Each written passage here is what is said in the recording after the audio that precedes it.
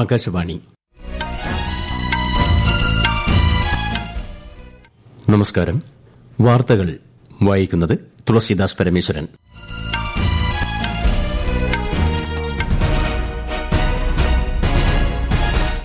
പ്രധാന വാർത്തകൾ. രാജ്യത്തെ യുവാക്കളും കുട്ടികളും കാർഷിക മേഖലയുടെ വികസനത്തിനായി മുന്നോട്ട് വരണമെന്ന് ഉപരാഷ്ട്രപതി ജഗദീപ് ധൻകർ. അതിദാരിദ്ര്യം കുറയ്ക്കുന്നതിൽ ഇന്ത്യ ശ്രദ്ധേയമായ പുരോഗതി കൈവരിച്ചെന്ന് ലോകബാങ്ക്. ഒരു ദശകത്തിനിടെ അതിദാരിദ്ര്യ നിരക്ക് 5.3% കുറഞ്ഞു. ത്യാഗത്തിന്റെയും സാഹോദര്യത്തിന്റെയും സന്ദേശവുമായി ഇന്ന് വിശ്വാസികൾ ബലിപെരുന്നാൾ ആഘോഷിക്കുന്നു. ഈദ്ഗാഹുകളിലും പള്ളികളിലും ഈദ് നമസ്കാരം നടന്നു. മുതിർന്ന കോൺഗ്രസ് നേതാവ് തെന്നല ബാലകൃഷ്ണപിള്ളയ്ക്ക് വിട നൽകാനൊരുങ്ങി രാഷ്ട്രീയ കേരളം. സംസ്കാരം അല്പസമയത്തിനകം തിരുവനന്തപുരം ശാന്തി കവാടത്തിൽ. ഫ്രഞ്ച് ഓപ്പൺ ടെന്നീസ് വനിതാ സിംഗിൾസിൽ ഇന്ന് കിരീട പോരാട്ടം. ഫൈനലിൽ ആര്യാന സബലങ്കയും കോക്കോ ഗൌഫും ഏറ്റുമുട്ടും. വാർത്തകൾ വിശദമായി.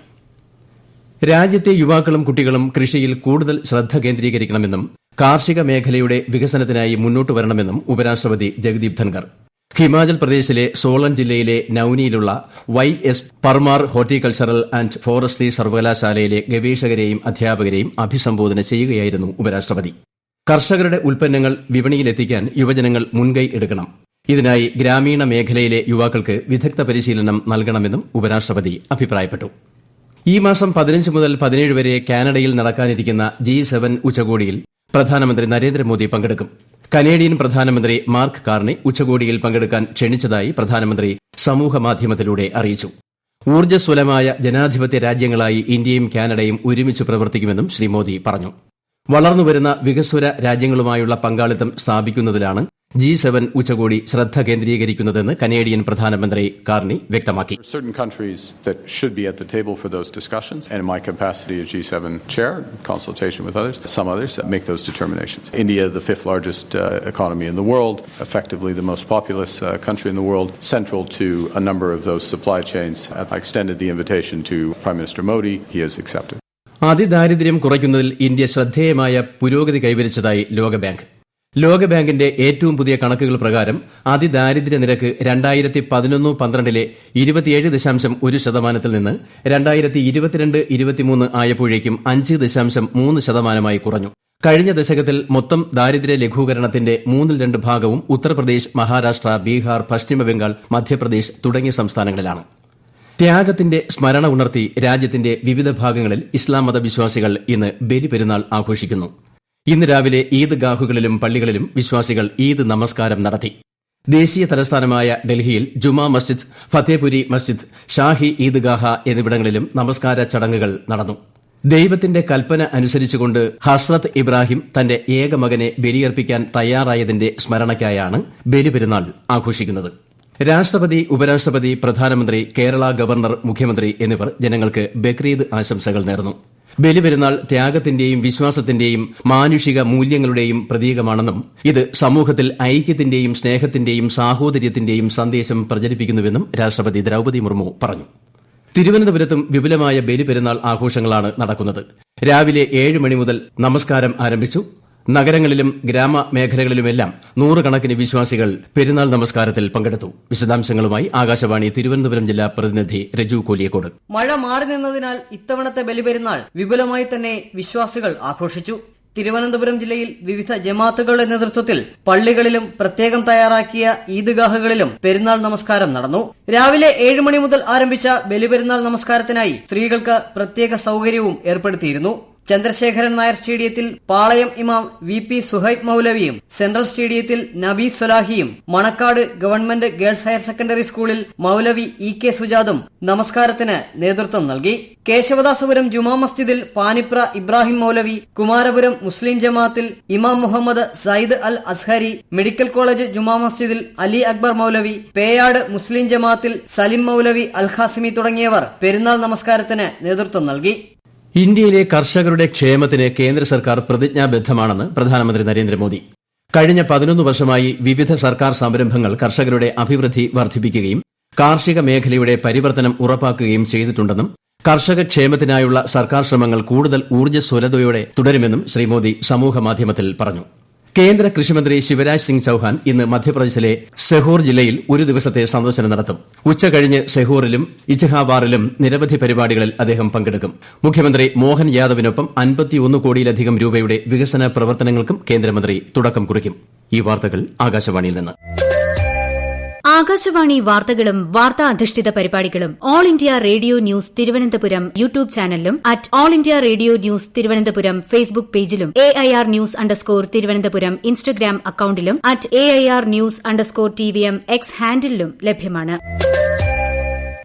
ഇന്നലെ അന്തരിച്ച കോൺഗ്രസ് നേതാവ് തെന്നല ബാലകൃഷ്ണപിള്ളയ്ക്ക് വിട ചൊല്ലാനൊരുങ്ങി രാഷ്ട്രീയ കേരളം. സംസ്കാരം അല്പസമയത്തിനകം തിരുവനന്തപുരം ശാന്തി കവാടത്തിൽ നടക്കും. KPCC ആസ്ഥാനത്ത് പൊതുദർശനത്തിന് വെച്ച ഭൌതികദേഹത്തിൽ മുഖ്യമന്ത്രി പിണറായി വിജയൻ, പ്രതിപക്ഷ നേതാവ് VD സതീശൻ ഉൾപ്പെടെ രാഷ്ട്രീയ, സാംസ്കാരിക, സാമൂഹിക രംഗങ്ങളിലെ പ്രമുഖർ അന്തിമോപചാരം അർപ്പിച്ചു. 3 തവണ രാജ്യസഭാ MP, 2 തവണ വീതം നിയമസഭാംഗം, KPCC അധ്യക്ഷൻ എന്നീ പദവികൾ വഹിച്ചിട്ടുണ്ട്.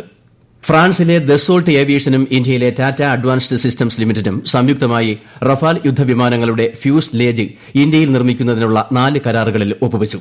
രാജ്യത്തിന്റെ എയ്റോസ്പേസ് നിർമ്മാണശേഷി ശക്തിപ്പെടുത്തുന്നതിലും ആഗോള വിതരണ ശൃംഖലകളെ പിന്തുണയ്ക്കുന്നതിലുമുള്ള സുപ്രധാന ചുവടുവയ്പ്പാണ് ഇത്. ഇതാദ്യമായാണ് ഫ്രാൻസിന് പുറത്ത് റഫാൽ ഫ്യൂസ് ലേജുകൾ നിർമ്മിക്കുന്നത്. രാജ്യത്ത് കഴിഞ്ഞ ദിവസം 391 കോവിഡ് കേസുകൾ കൂടി റിപ്പോർട്ട് ചെയ്തു. നിലവിൽ 5755 സജീവ കോവിഡ് കേസുകളാണ് ഉള്ളത്.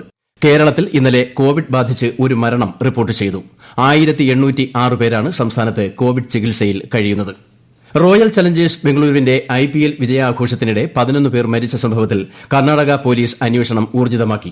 പരിപാടിയുടെ സംഘാടനത്തിൽ വീഴ്ച വരുത്തി എന്നാരോപിച്ച് RCB franchise, Karnataka cricket association, RCBയുടെ ഇവന്റ് മാനേജ്മെന്റ് സ്ഥാപനം എന്നിവർക്കെതിരെ FIR ഫയൽ ചെയ്തിട്ടുണ്ട്. അതേസമയം ക്രിക്കറ്റ് അസോസിയേഷൻ നൽകിയ ഹർജിയിൽ അസോസിയേഷൻ ഭാരവാഹികൾക്കെതിരെ തൽക്കാലം നടപടി സ്വീകരിക്കരുതെന്ന് കർണാടക ഹൈക്കോടതി നിർദ്ദേശിച്ചു. നിലമ്പൂർ ഉപതെരഞ്ഞെടുപ്പിനുള്ള പ്രചാരണം ശക്തമാക്കി രാഷ്ട്രീയ കക്ഷികൾ. LDF സ്ഥാനാർത്ഥി M സ്വരാജ്, UDFന്റെ ആര്യാടൻ ഷൌക്കത്ത്, NDA സ്ഥാനാർത്ഥി മോഹൻ ജോർജ് എന്നിവർക്ക് പുറമെ സ്വതന്ത്ര സ്ഥാനാർത്ഥിയായി PV അൻവറുമാണ് മത്സരരംഗത്തെ പ്രമുഖർ. ബലിപെരുന്നാൾ ദിനമായ ഇന്ന് LDF, UDF, NDA മുന്നണികൾ പരസ്യപ്രചാരണം ഒഴിവാക്കി പള്ളികളിലും വീടുകളിലും സന്ദർശനം നടത്തി വോട്ട് തേടുകയാണ്. 19-നാണ് വോട്ടെടുപ്പ്. വോട്ടെണ്ണൽ 23-ന്. കോസ്റ്റ് ഗാർഡിന്റെ വിഴിഞ്ഞം സ്റ്റേഷന് വേണ്ടി നിർമ്മിച്ച പുതിയ ബെർത്ത് കമ്മീഷൻ ചെയ്തു. വിഴിഞ്ഞം കോസ്റ്റ് ഗാർഡ് ജെട്ടിയിൽ നടന്ന ചടങ്ങിൽ coast guard director general Paramesh Sivamani ഉദ്ഘാടനം ചെയ്തു. വലിയ കപ്പലുകൾക്ക് അടുക്കാൻ സാധിക്കുന്നതാണ് നീളം കൂടിയ പുതിയ ബെർത്ത്. സ്വന്തമായി ബെർത്ത് നിർമ്മിച്ചതോടെ കോസ്റ്റ് ഗാർഡ് വിഴിഞ്ഞം സ്റ്റേഷന് ഇനി ഏത് സമയത്തും കപ്പലടുപ്പിക്കാം. ഫ്രഞ്ച് ഓപ്പൺ ടെന്നീസ് വനിതാ സിംഗിൾസിൽ ഫൈനലിൽ ഇന്ന് ലോക 1-ാം നമ്പർ താരം ആര്യാന സബലങ്കയും 2ാം സീഡ് കോക്കോ ഗൌഫും ഏറ്റുമുട്ടും. ഇതാദ്യമായാണ് സബലങ്ക ഫ്രഞ്ച് ഓപ്പണിന്റെ ഫൈനലിൽ എത്തുന്നത്. കോക്കോയുടെ 2ാം ഫൈനലാണ് ഇത്. പുരുഷ സിംഗിൾസ് ഫൈനലിൽ ഇറ്റലിയുടെ യാനിക് സിന്നറും സ്പെയിനിന്റെ കാർലോസ് അൽക്കാരസും നാളെ കളത്തിലിറങ്ങും. ഇറ്റലിയുടെ ലോറൻസോ മുസെറ്റി പരിക്കേറ്റ് പിന്മാറിയതിനെ തുടർന്നാണ് നിലവിലെ ചാമ്പ്യനായ അൽക്കാരസ് ഫൈനലിൽ എത്തിയത്. Indian spin bowler Piyush Chawla രാജ്യാന്തര ക്രിക്കറ്റിൽ നിന്നും ഔദ്യോഗികമായി വിരമിച്ചു. 36-കാരനായ അദ്ദേഹം 20 വർഷം നീണ്ട പ്രൊഫഷണൽ കരിയറിൽ 3 ടെസ്റ്റുകളും 25 ഏകദിനങ്ങളും 7 T20 മത്സരങ്ങളും കളിച്ചിട്ടുണ്ട്. 2012-ൽ ശ്രീലങ്കയിൽ നടന്ന T20 ലോകകപ്പിലാണ് ഇന്ത്യയ്ക്കായി അവസാനമായി കളിച്ചത്. 2007-ലെ ICC T20 ലോകകപ്പിലും തുടർന്ന് 2011-ലെ ICC ക്രിക്കറ്റ് ലോകകപ്പിലും വിജയിച്ച ഇന്ത്യൻ ടീമിന്റെ ഭാഗമായിരുന്നു അദ്ദേഹം. ജനീവയിൽ നടന്ന 8ാമത് ആഗോള ദുരന്ത സാധ്യതാ പരിഹാര വേദിയിൽ പ്രധാനമന്ത്രി നരേന്ദ്രമോദിയുടെ പ്രിൻസിപ്പൽ സെക്രട്ടറി PK മിശ്രയുമായി ലോകാരോഗ്യ സംഘടനയുടെ director general Tedros Adhanom Ghebreyesus ചർച്ച നടത്തി. ആഗോള പൊതുജനാരോഗ്യ കാര്യങ്ങളിൽ ലോകാരോഗ്യ സംഘടനയുമായുള്ള ഇന്ത്യയുടെ സഹകരണത്തിനും സംഭാവനയ്ക്കും ശ്രീ ഗബ്രിയേസസ് മിശ്രയോട് നന്ദി പറഞ്ഞു. നടൻ ഷൈൻ ടോം ചാക്കോയുടെ പിതാവ് CP ചാക്കോയുടെ മൃതദേഹം തൃശൂരിൽ എത്തിച്ചു. തമിഴ്നാട് ധർമ്മപുരിയിൽ ഇന്നലെ പുലർച്ചെ ഉണ്ടായ വാഹന അപകടത്തിലാണ് CP ചാക്കോ മരിച്ചത്. പരിക്കേറ്റ ഷൈൻ ടോമിനെയും മാതാവ് മറിയ കാർമലിനെയും തൃശൂരിലെ സ്വകാര്യ ആശുപത്രിയിലേക്ക് മാറ്റി. അതേസമയം കേന്ദ്ര സഹമന്ത്രി സുരേഷ് ഗോപി ഇന്ന് ഷൈനിനെ ആശുപത്രിയിൽ സന്ദർശിച്ചു. പ്രധാന വാർത്തകൾ വീണ്ടും. രാജ്യത്തെ യുവാക്കളും കുട്ടികളും കാർഷിക മേഖലയുടെ വികസനത്തിനായി മുന്നോട്ട് വരണമെന്ന് ഉപരാഷ്ട്രപതി ജഗദീപ് ധൻകർ. അതിദാരിദ്ര്യം കുറയ്ക്കുന്നതിൽ ഇന്ത്യ ശ്രദ്ധേയമായ പുരോഗതി കൈവരിച്ചെന്ന് ലോകബാങ്ക്. ഒരു ദശകത്തിനിടെ അതിദാരിദ്ര്യ നിരക്ക് 5.3% കുറഞ്ഞു. ത്യാഗത്തിന്റെയും സാഹോദര്യത്തിന്റെയും സന്ദേശവുമായി ഇന്ന് വിശ്വാസികൾ ബലിപെരുന്നാൾ ആഘോഷിക്കുന്നു. ഈദ്ഗാഹുകളിലും പള്ളികളിലും ഈദ് നമസ്കാരം നടന്നു.